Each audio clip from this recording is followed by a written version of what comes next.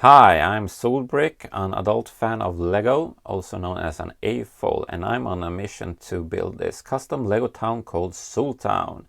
In this video I'm going to continue my project of covering this gap that I have under the raised level of the layout. I have a bit of a challenge since down here the petrol station's roof that this new building will rest on is a bit pushed back compared to where the stone wall over it is. So the house needs to start some studs back and then transition forward. And this will be achieved with an overhang similar to the one for the McDonald's restaurant. I got a lot of great suggestions from you guys for what this new building should be in a previous video where I built the Oaktown regional office that you see here in white. And I'm super thankful for that. However, I'm going to screw you over because I found this airport sign in my decorated pieces bin, and that inspired me to instead work on a travel agency. Let's have a look at what I came up with. As you can see, I've chosen to work on quite a plain facade, not a lot of details or decorations, and the reason for that is that I feel that this whole area already is starting to get cluttered, so a nice larger uniformed orange splash of color makes sense to me. With that said, I'll probably add all kinds of stuff to this over time since that's how this town evolves. And this rooftop door will be placed against the gray stone wall so it looks like it's a part of the wall, but also it will help to hold the building in place. Let's turn this around and have a look on the inside. At the bottom, the reception of the traveling agency is placed. Note that the walls have the pattern of that old classic airport sign.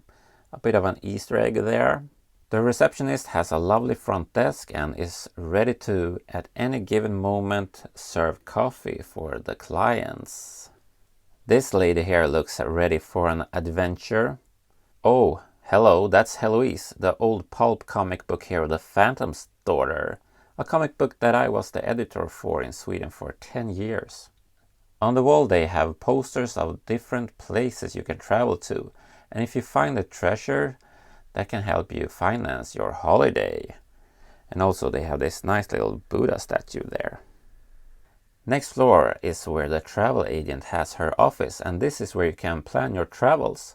Since Soltown is a dictatorship, it's not super easy to travel abroad, but using the agent can help you if you have the right connections and the currency known as the US dollar. Some inspirational art on the walls, and I would say that this lady is interested in going someplace warm, or maybe she's just a regular exhibitionist. The whole building isn't dedicated to the travel agency. I wanted to have a place where one of the citizens could live her best life, so here's a small but well-planned apartment. Kitchen and a nice carpet so you don't hurt your feet stepping on the studs. She's having a delicious Danish rødpølse. And here's a corner where she can have her meals.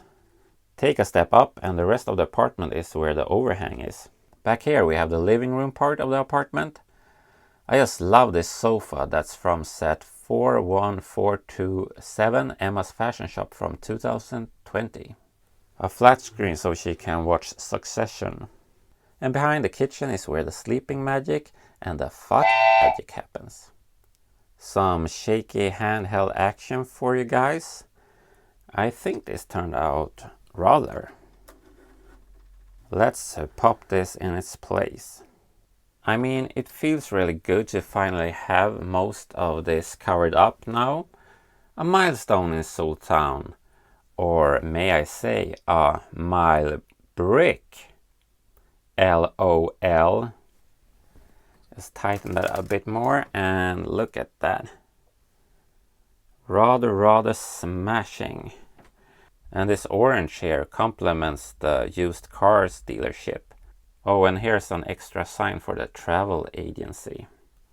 And with that said, stay out of the nonsense, stay awesome, and please subscribe.